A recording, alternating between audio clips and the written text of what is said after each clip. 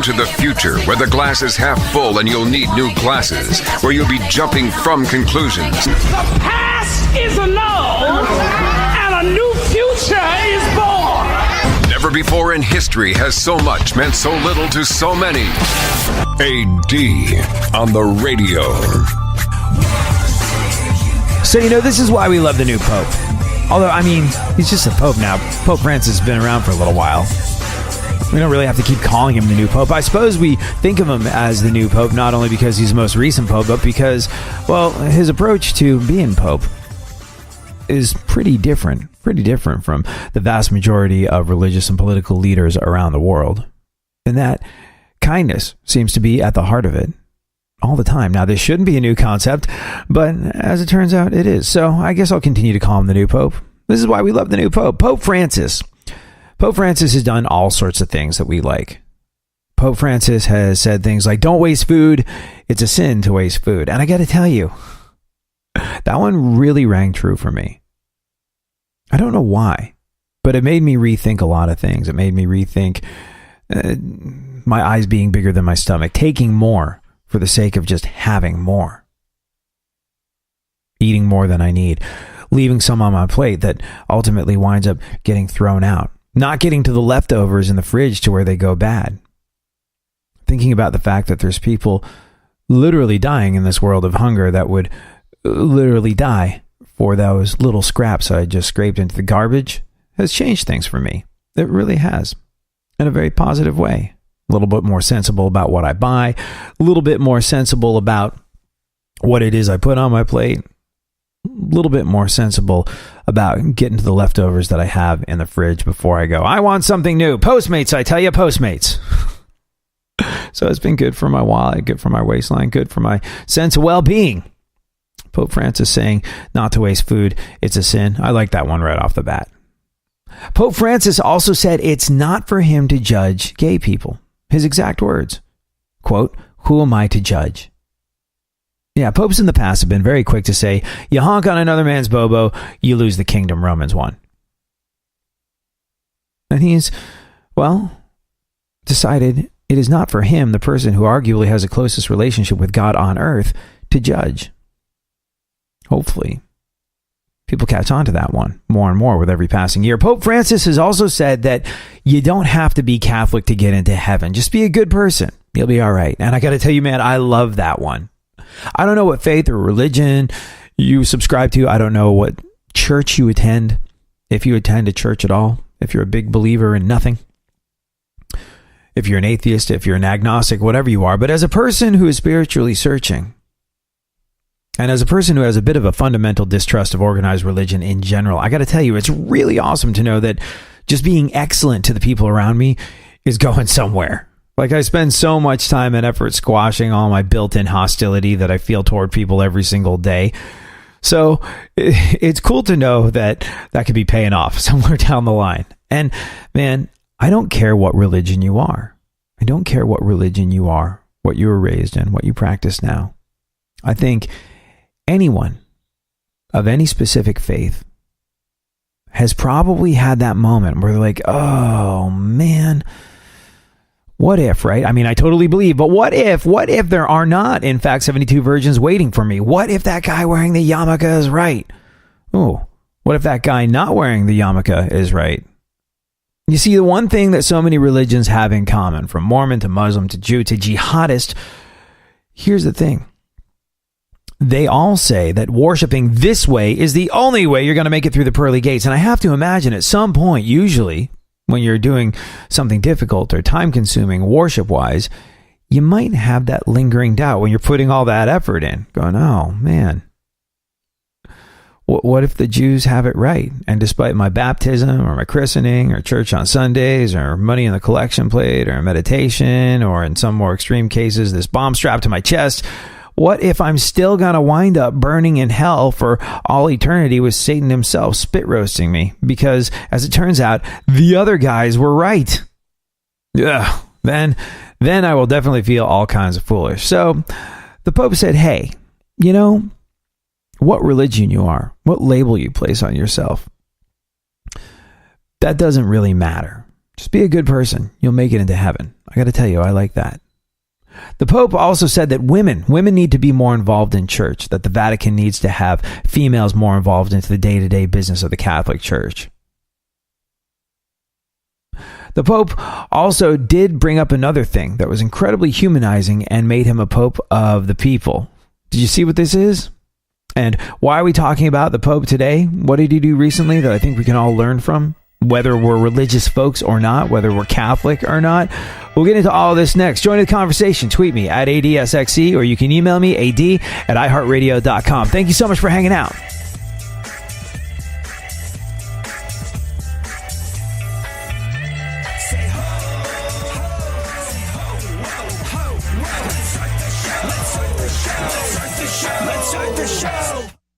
Real radio. 104.1.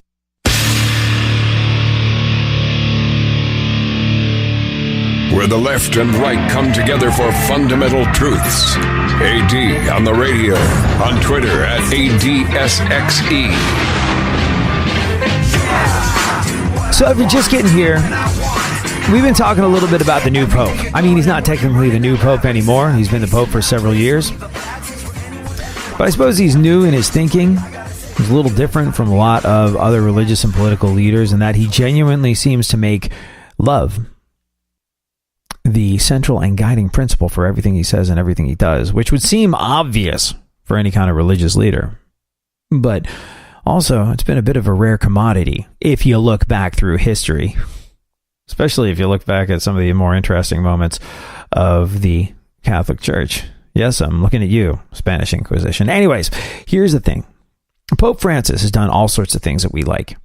Pope Francis has said, don't waste food. It's a sin to waste food. Pope Francis said, it's not for him to judge gay people. His exact words, who am I to judge? Pope Francis also said, you don't have to be a Catholic to get into heaven, which is great because there's all sorts of people practicing all sorts of religions that were raised in these sorts of religions that were raised to know that if they did not practice this specific religion, this specific way, it doesn't matter how many nice things they do for other people, they will burn for eternity in the fires of damnation in hell, hell, hell. And it's nice to know that at least one or two religious leaders go, you know, if you're just a decent person, you're a good part of the way there. Just try not to be a jerk, okay? That's a central tenet to getting into heaven. Be a good person. So that's good. Pope Francis also said that women need to be more involved in the church. The Pope also did something right at the very beginning of his popeness, his popehood, when he was a new Pope, a genuinely new Pope. The Pope did another thing that was incredibly humanizing and made him a Pope of the people. You ever see this video? He picked his nose and he ate it. Maybe it's part of the whole not wasting food thing. But he's just an ordinary guy that digs for moon rocks and disposes of the evidence the way many people do. Not me, but nevertheless. The strike the Pope had against him for me was that whole thing where he was like, hey, you follow me on Twitter, I'll fast track you into heaven. I think for a while when the Pope first got on Twitter, at Pontifex, I follow him, he said something along the lines, or the church said something along the lines of, if you follow us on Twitter, we will grant you indulgences, which will cut down on the amount of time you spend in purgatory. That's a little shady to me, but, well, I'm not holding that against him. Because he continues to do awesome things like this. The Pope spoke a little bit this past week just gone by about love and what it was and what it meant and how important it is in 2018. This is what I love about him. He puts love at the center of everything. But I suppose folks are a little confused about what love is and what love means. So he clarified the situation for us. And this is especially valuable in a time where the idea of separation of church and state has never been more poorly upheld. It's like we're not even trying anymore. It's like we don't even bother. Politics corrupts religion, religion corrupts politics, and you get further and further away from the purity of the idea of separation of church and state, the purity of worship, and the purity of a government that's supposed to work the way it's supposed to work. So, when religion is being used as a tool to divide, as a tool to create fear, as a tool to gain political upper hands, well, it's valuable to have someone like the Pope come in and say, it's about love. And we seem to be confused about what love is.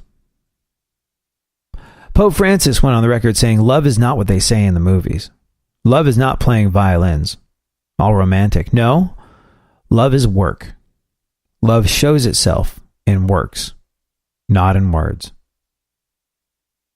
Sometimes people may think that love is what they see between a couple in a film, but love is actually found in always working for others. Always working for others. He said, do I remain in the love of the Lord, or do I go out to look for other amusements and conduct of life?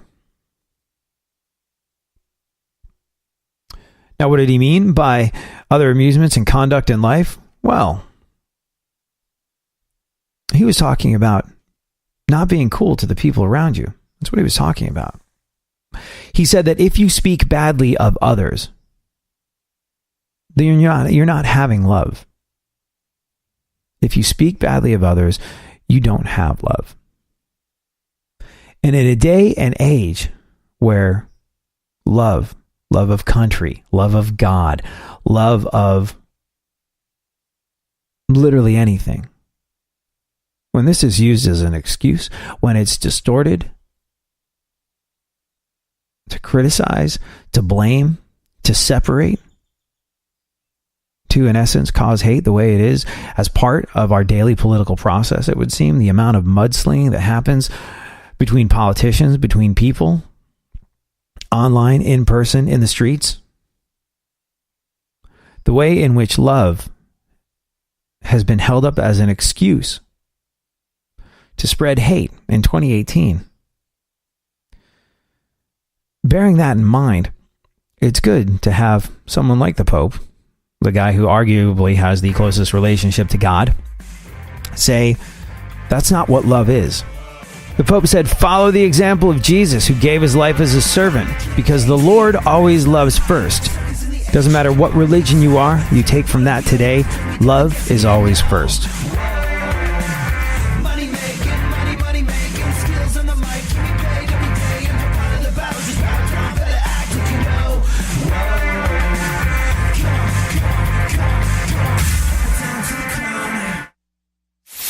For more stimulation and less irritation, 9 out of 10 doctors choose KPRC AM 950, Houston's more stimulating talk radio. Don't get the blues, get all the news. We mean all of you guys out there in Radioland. All aboard! He's back. AD on the radio. Give it up, yeah. Give it up, yeah. Bring this on, come on, come on. So a little later on in the show, you and I will discuss why it's a bad idea to use public microwaves. You catch this? It's all sorts of ew, and it involves urine. We'll get into it a little later on. Oh, by the way, it involves 7-Eleven and urine. If I had a nickel. We'll get into that a little later on in the show. Right now, though, I got to ask you, did you see Saturday Night Live this past weekend just gone by? It was a bumper episode. It really was. Man, when I used to live in New York City, occasionally I would go to Saturday Night Live, and it was just wildly unfunny. I don't even remember who the cast was at the time, but I would always leave there feeling, it was great to have gone, but nobody really laughed. And occasionally someone would sort of elicit some kind of minor laugh, and people go, oh, that actually was funny. That was a good one. Oh, well, I'm glad we were here when we saw the SNL sketch that made people laugh. It's a bit like seeing a sparkly unicorn out in the wild. But SNL, whether you find them funny or not, I mean, they're highly politicized, which I don't necessarily appreciate because I want to break from that stuff, but they really have been pushing the envelope. And boy, the cold open this past week just gone by, I think the history books will look back on that one. Saturday Night Live had all kinds of guest stars in his cold open this week. It started with Ben Stiller and Michael Cohen and Martin Short as Trump's old doctor, Harold Bernstein. Check this out. Yes, hello, this is Dr. Bornstein, would you like to know any of my patient's medical history? Damn it, I'm sorry. I tried to dial Trump Donald, but I dialed Trump Doctor. Is this you, Michael Cohen?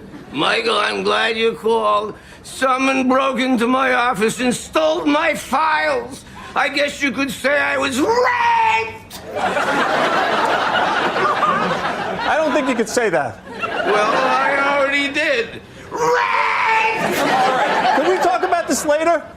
No, I'm busy later. I'm kidding. I have zero commitments, personally or professionally. But if you ever want to do drugs, I can get you all the drugs. All right. I'll call you back, Harold. Goodbye. Okay, I'll just be sitting here in my office where I live. Bye!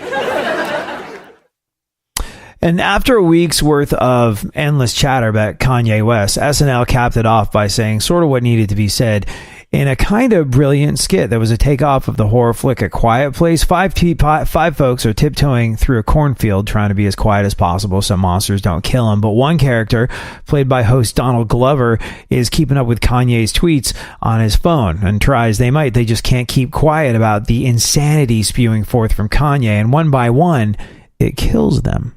And the message was not a subtle one, but it's kind of sort of exactly what the vast majority of the American population needed to hear this week. Stop hanging on Kanye West's every word when there's actual important stuff to worry about. By the way, Kanye West loved this skit, which of course he did because, it was all about him. Meanwhile, Stormy Daniels, the real Stormy Daniels, also made an appearance on SNL over the weekend, and she even got to say live from New York, it's Saturday night. Did you catch this? It was an interesting one, to be sure. These are interesting and historic times that we're living through. I honestly feel like the years 2016 through 2018, they're going to be taught in your children and their children's history classes. Like, well, let's take a look at let's take a look at an important turning point in American history.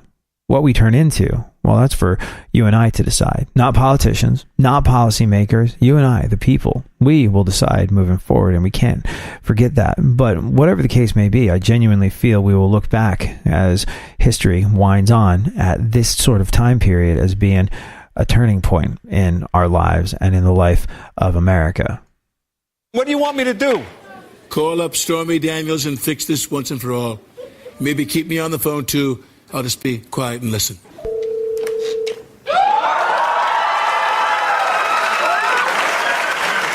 Stormy? This is Michael Cohen. Are you alone? Yes? And what are you wearing? Excuse me? Okay, Michael, I can take it from here. Okay, but as your attorney, I highly advise against you... So what up, girl? Hello, Donald. Come on, Stormy, stop making such a big deal about this. Everyone knows it's just an act. I work in adult films. We're not really known for our acting. Just tell me, what do you need for this to all go away? A resignation? Yeah, right. Being president is like doing porn. Once you do it, it's hard to do anything else. I solved North and South Korea. Why can't I solve us? Sorry, Donald, it's too late for that. I know you don't believe in climate change, but a storm's a-coming, baby.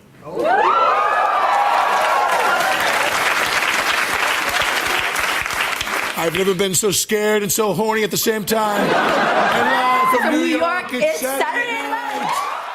Like I said, I honestly feel as though history will look back on this period of America and go, let's take a look. Let's take a look at how this affected where we are today, because there will be an effect. And like I said, it will be our choice. We are at a turning point, my friend, and it's down to you and I, not politicians, not policymakers, to figure out where we turn from here. The other thing that had absolutely nothing to do with any politics, which was why it was my absolute favorite part of SNL, was Melissa Villaseñor. After over 40 years in business, the folks over at SNL finally decided it was time to get a Hispanic female as part of the cast. It was like, and the first ever Hispanic female, Melissa Villaseñor. So funny. So fun. All she has to do is walk on screen and I start laughing. All she has to do is start talking and I start laughing. She's so unbelievably hilarious. And well, case in point, And like I said, it didn't really have anything to do with the politics. There was one sketch where Donald Glover's girlfriend kept ruining sexy time with awkward, dirty talk, including one impression that if you heard it, you know what I'm talking about. If not, I'll let you find out. Oh, you little freak. Yes, I'm the elephant man. No, not the elephant man. Okay, that's not sexy. That's like really sad. You know, he had a sad life, and the image in my head is like the worst possible thing for sex. You know. Okay, but clearly you want to role play. So how about I'm a cop and you're a criminal? Ooh, sounds naughty. Yeah. You know why I pulled you over? Because I killed my mom. No, you didn't murder anyone. Yeah, I did. She's in the trunk. No. Different crime, okay? You know, you're not a murderer. You're a different criminal, baby. You're like, hands up. You're under arrest. But the Jello pudding pops. No, don't be Bill Cosby. Don't ever be Bill Cosby in the bedroom. Don't. You know what? Forget it. It's fine. This isn't gonna work. Let's just watch TV. Oh, so that's it? Man, you're such a bitch sometimes. Yeah, I like that. No, don't be bad. So unbelievably genius. Melissa Villaseñor, my favorite thing to happen to SNL in a very, very long time. So it goes without saying that anytime you use any kind of public convenience, you want to think very carefully about, well, the public that has perhaps touched it or maybe even contaminated it. I don't know how you feel about public restrooms. I don't know. Oh my gosh. I went to a Cinco de Mayo celebration at a park this past Saturday, just gone by, as one does. And, well, it was a warmish occasion, which caused me to drink a lot of water in an attempt to stay hydrated. And I had one of the oddest experiences at a public restroom I have ever had in my life. First and foremost, there were there's porta potties at the actual event, but then there's sort of like public toilets at the park, and I'm like, do I want to deal with a porta potty or do I want to deal with a public toilet? Both will probably be equally disgusting on a Cinco de Mayo. And my thought process was the porta potties, they just look. I grew up in a band. I grew up going to Warped Tours. I grew up then playing Warped Tours. And one thing I discovered during those situations is that the less contact I have with porta potties, the better. It was just a wildly unpleasant thing having to use that as your only form of restroom activity during a long, hot, sweaty day. Any kind of time that there's sunlight and porta potties combined, it's a wildly unpleasant experience. So I opted for the public bathroom. And that was a mistake, because the one thing I forgot about the porta potty is that at least there's a degree of privacy involved with a porta potty. You get to close the door and no one's coming in there to bother you. With the situation at a public park, I don't know if you've ever noticed this before, but God freaking forbid that you are in a public place like a park or something like that, and you got to meet the call of nature in a sort of serious way, because the stalls don't have doors on them. Yeah, someone can just walk in, see you doing all the stuff that you're supposed to be doing. I don't fully understand why they do that. I think maybe it's so homeless people don't sleep in there or hide in there. I don't know what the logic is behind not having a door in front of a public bathroom stall, but they don't. And for that reason, it makes it a horrific experience if you're ever forced to use a public bathroom of that nature to meet that kind of call of nature, if you know what I mean. And I think you do. Now, here's the thing. I was in the fortunate position of only having had a lot of water to drink, so I didn't need to do that. I didn't have to deal with that fear and indignity that's involved in that situation. And if I did, I probably would have gone the porta potty route. But I was taking care of what I had to take care of in the public restroom when homeless guy walks in. Which, fine, that's okay. But he starts loudly saying, whilst I'm attending to business, "Hey man, you seen my shades anywhere?" I was like, "What?" He's talking to me while this is happening. He's like, "Yeah, you seen a pair of shades in here? I lost my shades." And I was like, No, I have not. I also haven't been looking for him, but no, I haven't. Sorry. And he starts looking around, and meanwhile, I'm still in the act. And I don't know if you've ever tried to stop in the middle of that particular act, but it is nigh on impossible to cease what has begun once it has begun, if you know what I mean. And like I said, I'm guessing you do. So he's looking around, asking me if I've seen his sunglasses, and then, having exhausted all the other options for his sunglass location within the public restroom, he decides that maybe it's over by me. So while I am doing what I'm doing, the guy starts looking around my shoulder like I am incapable of stopping what I'm doing. This, by the way, happened during a very quick period of time. I'm stretching it out and making it sound like I was taking the longest piece of relief ever. But he comes up behind me and starts looking around me, like looking over my shoulder. And it was, like I said, one of the most wildly unpleasant public restroom experiences I have ever had. And I was like, I was in this weird position where I had to tell a homeless guy, do you mind? And he was like, oh man, sorry, I'm just trying to find my sunglasses. I was like, can you wait? Anyways, he waited. He did not find his sunglasses. I, on the other hand, found a new level of discomfort that came about in a way that I never anticipated it coming about it. So there you go. Life's rich tapestry always has a new portion of it to discover.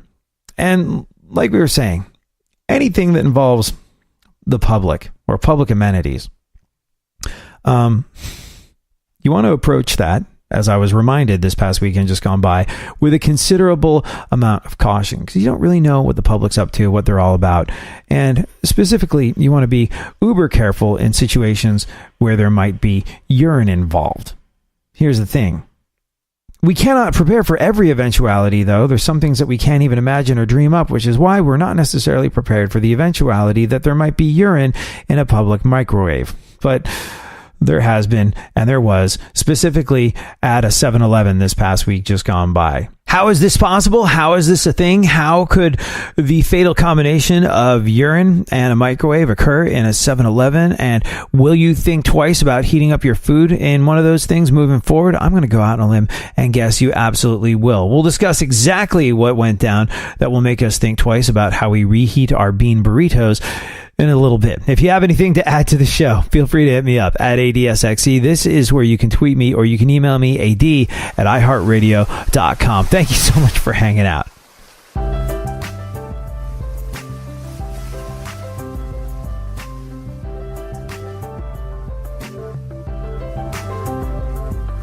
Sometimes you just know you're done.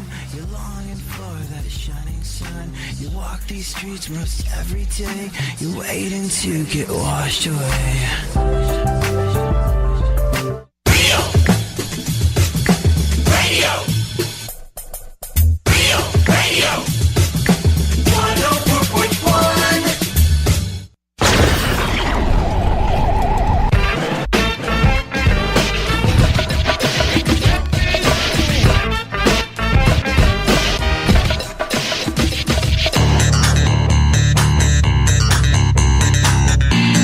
Now, more AD on the radio. Back once again, the ill behavior, delivering and giving you my musical savior. Back once again, it's your boy AD, and can't nobody rock a body better than me.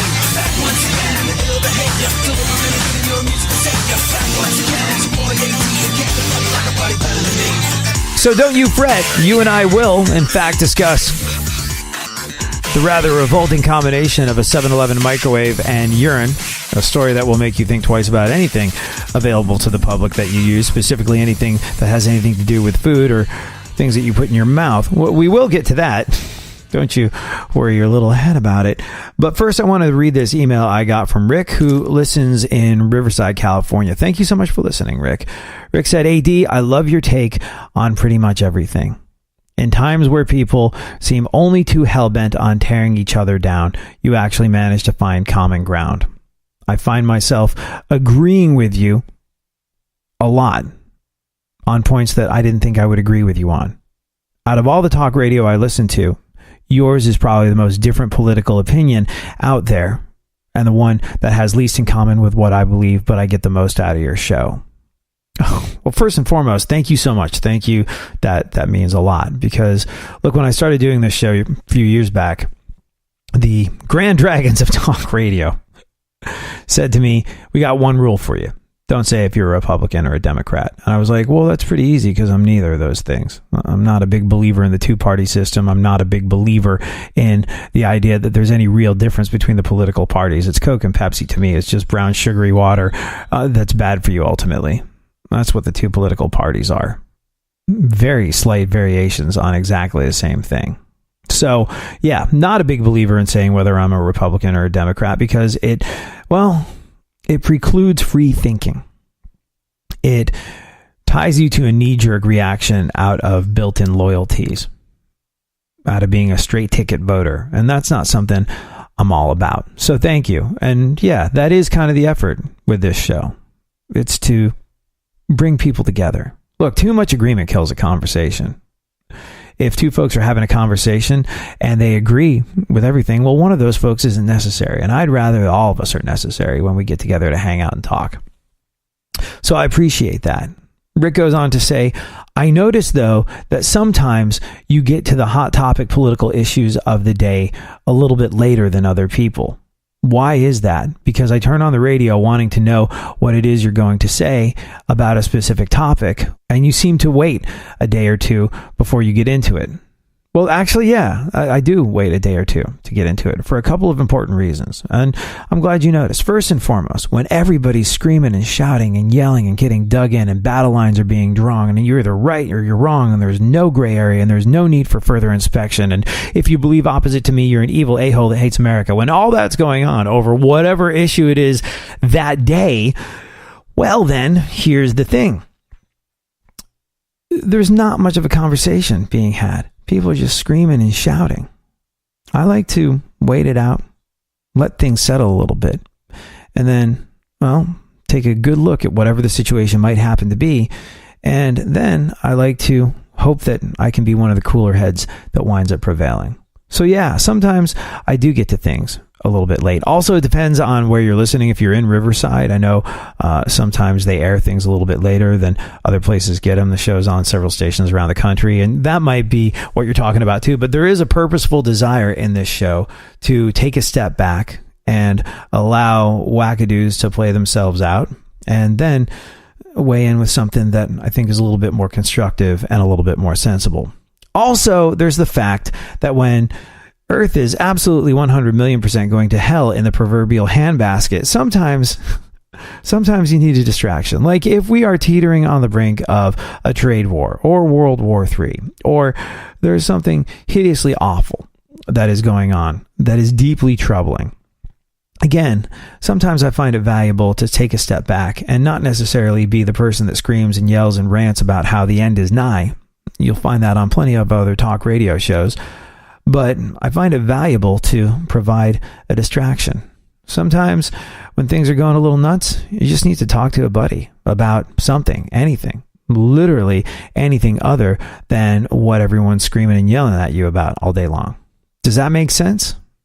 Does that make sense? Sometimes you just need to not do what everybody else is doing, and you need to give yourself a break from the stresses that you're being put through. And like I said, I like to be the cooler head that prevails. And to do that, sometimes I allow an issue a little time to cool off before we have the final say on it, which I think we do on this show a lot of the time. And sometimes I think that you've probably been beaten over the head by it every single moment of every single day, and I don't want to do the same thing to you. I want to provide a little bit of relief, and I really appreciate that you come to the radio show and look for an opinion and look for a take on the situation. And know this, if it's important to you, we'll always get to it. And if it's important to you and we're not getting to it, let me know at ADSXE. This is where you can tweet me, or you can email me, ad@iheartradio.com. But as John Mulaney pointed out, occasionally, when everything is going horrifically wrong around a people, they need to distract themselves with something that has nothing to do with anything. Like, well, Civil War gazebos. I like old-fashioned things, you know? I was in Connecticut recently doing white people stuff, and And one day in Connecticut, it doesn't matter why, but I was sitting in a gazebo. And there was a plaque on the gazebo. And it said, this gazebo was built by the town in 1863. That's in the middle of the Civil War. And they built a gazebo. How did that town meeting work? They were like, all right, everyone, first order of business. We have all the telegrams from Gettysburg with the war dead. Let's see here. Okay, everyone's husband and brother, and everyone died. Okay.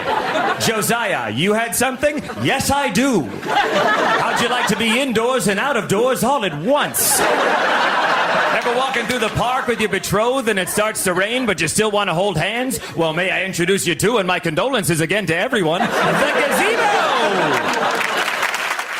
So yeah, sometimes you need a little break. Sometimes you need a little distraction from the stress, from sometimes even the horror that's going on around you. And occasionally, I like to be a part of that.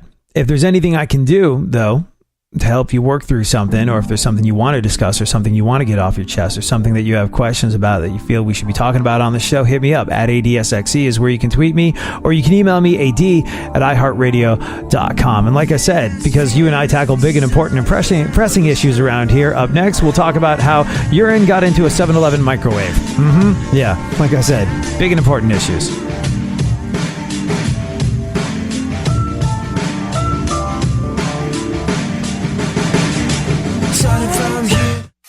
Leave the stimulation to the professionals. Everyone is so smart. KPRC, more stimulating talk radio. There's something happening here, and you should know what it is. The dumbing up of America. Now, more AD on the radio.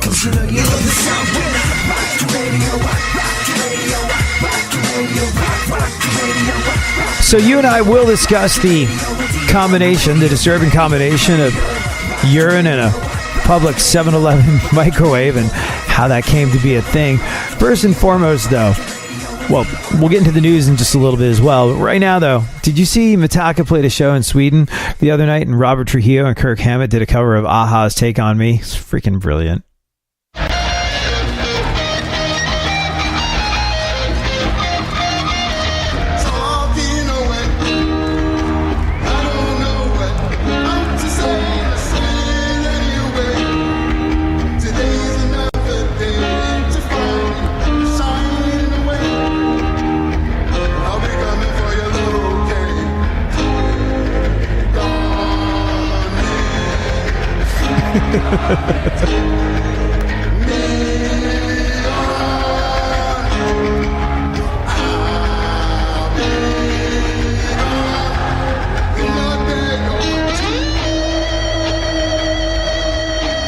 Over the years, Metallica have grown a bit of a sense of humor, and that only makes us love them even more. You and I, like I said earlier, will discuss the unfortunate combination of a 7-Eleven microwave and urine, and a story that will make you rethink how you prepare food forever a little later on. Right now, though, let's get into the events of today. I don't know if you saw it or not, but J.K. Rowling, person that wrote all the Harry Potter books, she recently went on the record apologizing for killing the Harry Potter character Dobby the Elf. Yeah, she killed off Dobby the Elf, which was nice of her. A lot of fans really upset when that happened. I didn't read the Harry Potter books growing up, but I knew several kids that did, and they were wildly disappointed at that point in the story. And I think a lot of parents were too, because they wound up having to console these kids over the death of Dobby the Elf. But yeah, J.K. Rowling apologized for killing the Harry Potter character Dobby the House Elf. Then, in a weird twist of fate, Kanye West said it was Dobby's own fault because being a house elf is a choice. Go figure. Strange. Khloe Kardashian has gone on the record saying that she's planning to stay with Tristan Thompson. But don't worry. She's got some self-respect. She's putting her foot down if he cheats even 3 dozen more times. Yeah, 3 dozen more times. That's all it's going to take. She's totally out of there. In a new Vogue interview, Rihanna said that she and Drake are no longer friends. Oh, good, because I'd been wondering. Nice to be able to put that one to rest. She said that their relationship was just too much work. See what I did there? In rockstar supermodel relationship news, Rick Ocasek of The Cars and supermodel Paulina Poroskova. I think that's how you pronounce her name. Rico Kasich of the Cars and supermodel Paulina Poroskova have split after 28 years of marriage. Wow. If they can't make it, how will we? Said the other ugly rock star hot supermodel couples out there. Man, that was sort of like the definitive defining moment for guys and bands. Like, here's the thing. Supermodels were kind of new at the time. The concept of a supermodel, which I believe is dead now, right? I think supermodels are always complaining that it's actors that are getting the front covers of magazines and there's no such thing as a supermodel anymore and times are changing and it's rough out there. Oh, our heart goes out to you. But at the time when they got together, I think that was sort of a newish concept, the idea of a supermodel. And the idea of really knowing what a rock star looked like thanks to MTV was sort of a newish thing as well. Like, we didn't know Rico Kasich looked essentially like an anthropomorphized anteater until we started seeing him on MTV. And when the two of them got together, the whole world went, wow. Being a rock star, you can still be kind of difficult and awkward to look at and still land a super hot supermodel wife. But yeah, after 28 years of marriage, that is no longer a thing. In more music news, George Harrison's first electric guitar is going up for auction, which is amazing. I can't even begin to imagine what on earth something like that will go for. I mean, that's truly a monumental piece of rock history. A guitar that belonged to a Beatle, a guitar that belonged to the Beatles' lead guitarist, and a guitar that's especially relevant in the world of rock history because it has the ability to gently weep. It's going to fetch a pretty penny. Bob Seger is now 73. Bob Seger is celebrating his 73rd birthday this week, and things have definitely changed.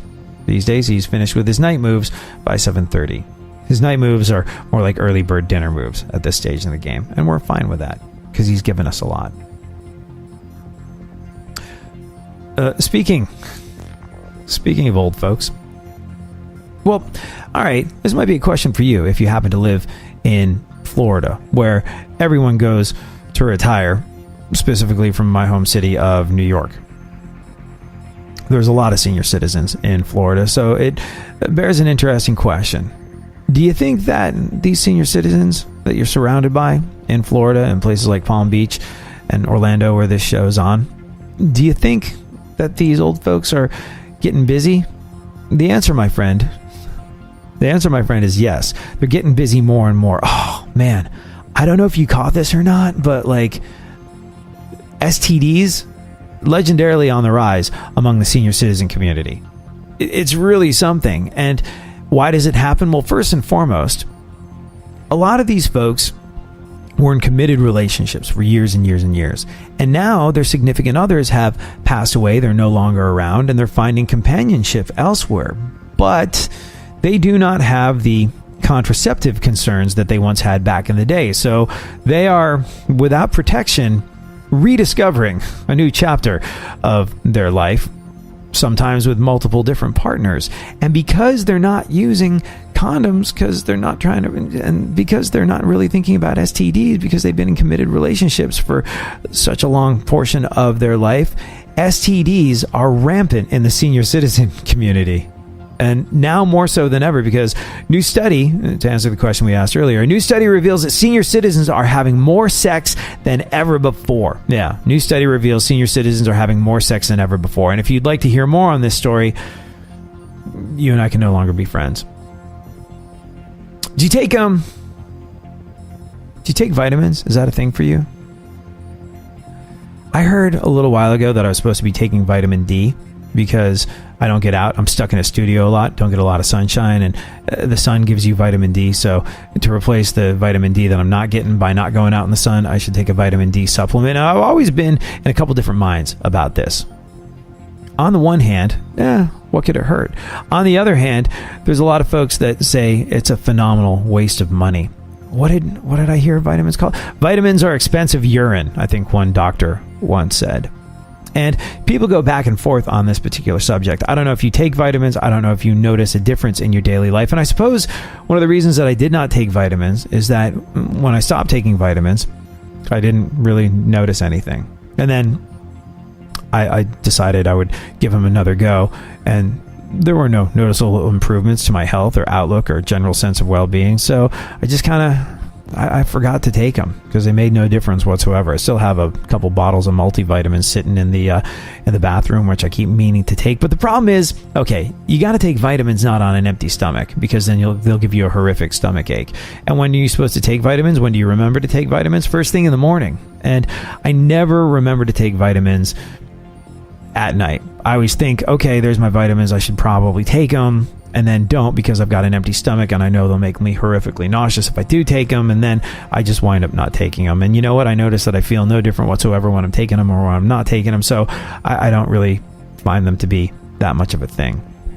If it's cold and flu season, I will do the vitamin C thing. If I feel myself getting sick, I'm still under the impression that if you dose up on vitamin C, it can prevent a cold from turning into something worse. So vitamin C when I get sick is a thing that I kind of sort of subscribe to, but overall I'm pretty hazy on whether or not vitamins are actually any good for you. And well, recently, and the pendulum will probably swing back the other way, but recently experts said they can now definitively state that vitamins have no health benefits. Yeah, experts have said that vitamins have no health benefits. I believe other experts say cavemen never used bird beaks as record players. And my point? Flintstones chewables are a fraud. A fraud, I tell you. A fraud. Did you take those when you were a kid? Yeah, I did. They were fun. They tasted sort of like candy. My mom didn't let me have actual candy, so I look forward to my vitamins every single morning. But as an adult, I stopped taking them. So there you go. Hey, if you're being honest with yourself, if you are really being genuinely open and honest with yourself, how much of your workday do you spend actually working, and how much time are you actually spending slacking off? If you're really being honest with yourself. All right, let's see how you stack up against the average American, because it says here the average American employee spends 26% of each workday slacking off doing nothing that's connected to what they're being paid for. Yes, 26% of each workday is spent slacking off by the average American worker. And let me be the first to say, finally, I'm above average in something. All right, how much time do we have? We need to get to the 7-Eleven urine microwave story. One more piece of news. Stormy Daniels, who was on SNL this past weekend just gone by. Stormy Daniels is suing President Trump for defamation, which is interesting because, well, I'm familiar with her work. I've seen her movies, and whatever he said cannot be the worst thing anyone's ever called her. That's for sure. All right, so let's talk a little bit about this microwave situation and why you want to be very, very careful when using public facilities to prepare your food. This is one of those moments that has to make someone reevaluate what their life has become. There's a 26-year-old woman named Angelique Sanchez. She's from Aurora, Colorado, and she was trying to get a job at a health clinic last week. She needed to take a drug test for the job, and apparently Angelique knew that she'd fail, so she got her hands on somebody else's pee, but she knew it had to be warm or the testers would know that she'd smuggled it in. So she took it to a 7-Eleven before her test to heat it up in the microwave. And it exploded. Have a listen. I think it's a little dicey putting urine in the microwave for a number of reasons. The first being, obviously, why are you putting the urine in the microwave? One plausible explanation would be that maybe they have a urine test that is coming up. I think it's probably important for folks to know that it's actually pretty easy to pick up a urine drug screen that has been changed. Yeah. So there you go. If you're trying to pass a drug test by heating up urine, they can spot that. Anyways, she heated up somebody else's urine. It's like I said, it's a story that would cause anyone to reevaluate their choices. She took somebody else's urine to a 7-Eleven before her test to heat it up in the microwave, and it exploded. So Angelique bolted, and the 7-Eleven clerk found a bunch of yellow liquid dripping from the microwave. He realized what it was and called the cops, and they tracked Angelique down at her job interview down the street. She still went in for it. Well, there you go. Anyways, she's facing one count of damaging property, and spoiler alert, now that the health clinic knows about this story, she's probably, I'm going to go out there on a limb and say, probably not going to get this job. So let this be a lesson to us all. A, and it's shocking that this is not already unbelievably obvious to everyone, it is a bad idea to try and heat up someone else's pee in a 7-Eleven microwave before a job interview so you can cheat a drug test. And B, and perhaps most importantly of all in this situation, no matter who you are, where you're from, or what you do, you need to be extraordinarily careful about where it is you decide to heat up your burrito. That is it for me. Thank you so much for hanging. I'll be back tomorrow. We'll do it all over again. In the meantime, tweet me at ADSXE. Later.